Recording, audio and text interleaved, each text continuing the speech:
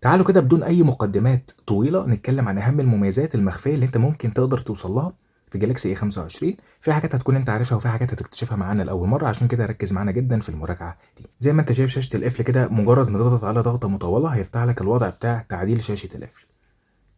تقدر تعدل حاجات كتيره جدا موجوده في الشاشه بتاعه القفل، ولكن اهم ميزه انا عايزك تاخد بالك منها الميزه اللي تحت دي. هتضغط عليها ضغطه كده هيفتح لك الكونتاكت انفورميشن، معلومات الاتصال. دي بتقدر تحمي الموبايل بتاعك في حاله لو انت نسيته في اي مكان. تقدر تكتب فيها زي ما انت شايف اي جمله انت عايزها، تكتب رقم موبايلك، تكتب العنوان، تكتب اي حاجه انت حاببها بحيث ان يتواصل معاك يرجعه لك تاني. انت بتبقى كاتب ارقام موبايلات بقى ناس تبعك. الميزه التانيه بكل اختصار، دلوقتي لو انت فاتح مثلا اي اب زي مثلا الجوجل كروم وجيت انت سحبت من اي زاويه فوق كده، هيفتح لك البوب اب سكرين. دي السكرين اللي انت تقدر تحطها على الشاشه وتقدر تستخدم الموبايل وهي موجوده معاك في اي وقت. تقدر تضغط على العلامه الزرقاء اللي فوق، هيطلع لك شويه اختصارات اللي انت تقفلها، اللي انت توسع السكرين الصغيره دي، اللي انت تفتحها في وضع السبيس سكرين، وهكذا. لو انا دلوقتي مثلا فاتح الاستوديو مثلا وجيت انا سحبت كده باصبعين من تحت لفوق، هيفتح لك الحاجه اللي انت فاتحها في وضع السبليت سكرين. يقدر يفتح لك بقى الشاشه التانيه. تقدر تفتح مثلا عايز افتح اليوتيوب مع الشاشه التانيه، يبقى انت فاتح وضع السبليت سكرين. اما بقى بالعكس، لو انا سحبت بنفس الاصبعين كده من فوق لتحت هينزل لك اللوحه بالكامل، لكن لو انت سحبت بصبع واحد هينزل لك جزء منها. طب اقدر افعل الميزتين دول ازاي؟ عندنا في السيتنج هنروح على طول على الادفانسد فيتشرز، المالتي ويندو، وعندنا هنا الاختيارين تبقى انت مفعلهم. في ميزه كانت موجوده في الاندرويد وما زالت موجوده في الواجهه ال1 يو اي 6، اللي انت بمجرد ما انت بتفضل تتفرج على شاشه الموبايل والكاميرا الاماميه شايفاك، بتفضل مشغله الشاشه بتاعه الموبايل حتى لو انت مش فاتح فيديو او ما بتلمس الشاشه. هندخل في الادفانسد فيتشرز، ما زال متقدمه، وعندنا هنا في الموشنز، الحركات. عندنا تحت كيب سكرين اون وايل فيونج، يعني الشاشه تفضل شغاله طول ما انا بتفرج، وافعل الاختيار الاخير. عندنا في الاندرويد اي حد بيستخدم موبايلات الجالاكسي عارف ان هو يقدر ياخد سكرين للشاشه عن طريق حاجتين، يا اما تضغط الزر بتاع الصوت لاسفل مع الزر بتاع الباور، يا اما تسحب كده براحه الايد فهياخد معاك لقطه للشاشه. طب دلوقتي لما اخد لقطه للشاشه زي ما احنا شايفين بيبقى جاي فوق الشريط اللي فوق والشريط اللي تحت. طب انا مش عايز الشريطين دول. عندنا لسه احنا برضو الميزه دي تقدر تفعلها من الادفانسد فيتشرز ما زالت متقدمه. جوه في سكرين شوتس وسكرين ريكوردنج. عندك هنا الهايت بتاع الستيتس اند نافيجيشن بارز، تفعلها كده لما تيجي بقى تجرب تاخد سكرين. زي ما انتوا شايفين السكرين طالعه من غير الشريط اللي فوق والشريط اللي تحت. من المزايا اللي طلعت من فتره وما زالت لسه مكمله معانا، عشان لو انت ما عندكش معلومه عنها، اللي انت تقدر تزود الرامات بتاعه الموبايل بتاعك. الجالاكسي اي 25 جايب رامات 8 جيجا، في نسخه تانية 6 جيجا، ولكن احنا معانا النسخه 8 جيجا. تقدر تخليها 16 جيجا. طب ازاي؟ ندخل عن طريق السيتنج في الديفايس كير. عندنا هنا في الميموري زي ما انتوا شايفين احنا عندنا هنا 8 جيجا رام. ندخل في الرام بلس. عندك هنا تقدر تزودها لحد 8 جيجا، ولكن هيقول لك ان انت هتضطر تعمل ستارت للموبايل. لو انت من الناس اللي بتحب تحافظ على الموبايل بتاعها وبتخاف على البطارية بتاعتها، انصحك ان انت تطبق الوضع بتاع حماية البطارية عن طريق السيتنج. هندخل على ديفايس كير. عندنا هنا الباتري، عندنا بروتكت باتري، دي معناها اللي انت بتوقف الشحن عند 85%. الدراسات كلها بتشير ان الشحن الدايم بنسبه 100% البطاريه بيضعف من الاداء بتاعها ومن العمر بتاعها. فسامسونج عامله لك الميزه دي ان هي تلقائي اول ما يوصل ل 85% بيبطل شحن، فانت خلاص كده تقدر تحافظ على عمر اطول للبطاريه بتاعتك. قبل ما نخرج من الديفايس كير، في ميزه مهمه جدا جدا ومن الحاجات الجديده اللي سامسونج اضافتها مؤخرا في الواجهه بتاعتها. عندنا المينتيننس مود او وضع الصيانه. لا قدر الله موبايلك مضطر يروح لاي مكان يتعمل له صيانه، فانت بتبقى خايف على الداتا بتاعتك وخايف على الصور وخايف على بياناتك كلها. بكل بساطه في الديفايس كير هتدخل على وضع الصيانه وتختاره وتعمل تيرن اون. بخفي لك كل الداتا بتاعتك والصور بتاعتك، وما بيتبقاش غير الحاجات اللي كان الموبايل جاي بيها.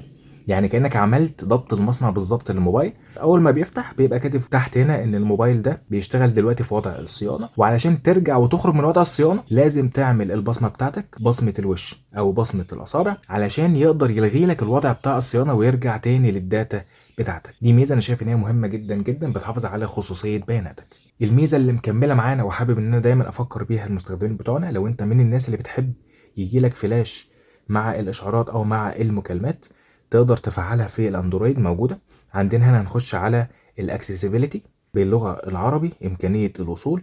عندنا هنا في الأدفانسد الفلاش نوتيفيكيشن، نعمل عملية تفعيل للفلاش بتاع الكاميرا. لو انت واحد من الناس اللي خلقها ضيق، يعني مش كل شويه القفل وانا ماسك الموبايل يقفل في ايدي، فكل شويه الشاشه بتقفل، كل شويه القفل عمال يقفل، وكل شويه عمال افتحه، سواء وانا سايق سواء انا ماشي في الشارع. في ميزه موجوده في الموبايل ده اللي انت تقدر تخلي الموبايل يوصل معاك ان هو يوصل ل4 ساعات كاملين ما بيقفلش القفل طول ما الموبايل معاك، سواء موجود في مكان معين، سواء انت موصله بجهاز بلوتوث تبعك في العربيه او الساعه السمارت بتاعتك. عندنا هنا في السيتنج، عندنا في اللوك سكرين، عندنا الاكستند انلوك، عدم الاغلاق الممتد، بيطلب منك ان انت تدخل الباسورد بتاعك، وبيشرح لك اللي انت هنا بتختار حاجه من الثلاث اوبشنات الموجوده. لو انت مثلا دايما الجهاز بيستشعر الحركه بتاعتك، طول ما انت بتتحرك الموبايل القفل بتاعه حتى لو الشاشه ضلمت مش هيقفل اللوك بتاعه. لو انت في التراستد بليسز، لو انت فاتح الجي بي اس وعامل مختار اماكن معينه انا موجود في النطاق بتاعها، يبقى الموبايل معاك فمش هيقفل اللوك بتاع السكرين. لو انت موصل اجهزه معينه، السبيكر بتاع العربيه، السمارت ووتش بتاعتك، الايربودز بتاعك، هيبقى برضو مستشعر ان الجهاز معاك فمش هيقفل اللوك بتاع السكرين. اول ما يخرج بره الاطارات الاوبشنات دي هيقفل السكرين بتاعتك. وطالما احنا لسه في اللوك سكرين، لو انت لا قدر الله موبايلك راح في اي حته، حد ان هو يقفل الداتا بتاعتك ويعمل وضع الطيران او يقفل الواي فاي، لو انت حابب ترجع اكيد الموبايل لازم يبقى كل الحاجات دي متوصله، فانت تقدر تقفل الميزه دي ان يقدر يتحكم فيها طول ما القفل بتاع الموبايل موجود. فنقدر ازاي نعملها؟ عندنا هنا في السكيور لوك سيتنج لوك نتورك اند سكيورتي، يعني انت ما تقدرش تلعب في اي شبكه او اي حاجه في الموبايل وانت قافل القفل بتاع الشاشه. تعالوا نجرب. لو انا نزلت هنا اللوحه كده انا عايز اقفل الواي فاي، هيقول لي دخل الباسورد بتاعك. لو انا حابب ان انا مثلا اعمل وضع الطيران، نفس الكلام. فمحدش يقدر ان هو يخفي الموبايل عنك خالص. لو انت مثلا فتحت الجاليري بتاعك في مثلا الصوره دي، انا حابب ان انا امسح منها عنصر من الحاجات اللي موجوده، هترفع رفعه كده صغيره لفوق، وعندك هنا الاوبجكت اريزر، مسح العناصر من الصور عن طريق الذكاء الصناعي. بيبدا يحلل الصوره وتبدا انت تزوم كده شويه، انا عايز اشيل دي، فتعمل حواليها كده تحددها وتقوم عامل اريز زي ما انتوا شايفين اتمسحت، ولكن طبعا ما بتبقاش شكلها ان هي ممسوحه بالكامل. تقدر انت تطبق نفس العمليه على نفس المكان كذا مره لحد ما المكان يبقى بالنسبه لك مقبول. زي ما انتوا شايفين العنصر اتمسح بالكامل. دي ميزه بصراحه مهمه جدا وجميله جدا. تقدر كمان تمسح الشادوز، تقدر تشيل لو في انعكاس اضاءه تقدر تشيله.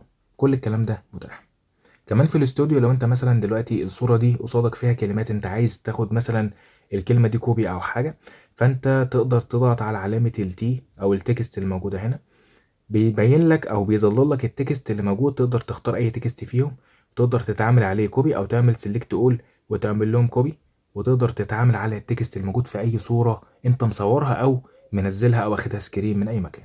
كمان لو عندك اي صورة موجودة هنا انت اخدها او محملها او مصورها، تقدر اللي انت تعملها تحسين تلقائي عن طريق برضو اللي انت تسحب سحبة لفوق صغيرة وتعمل ريماستر. ده بيعمل ريماستر لكل حاجة، لدقة الالوان، للاضاءة بتاعة الصورة، لكل حاجة موجودة من عناصر الصورة.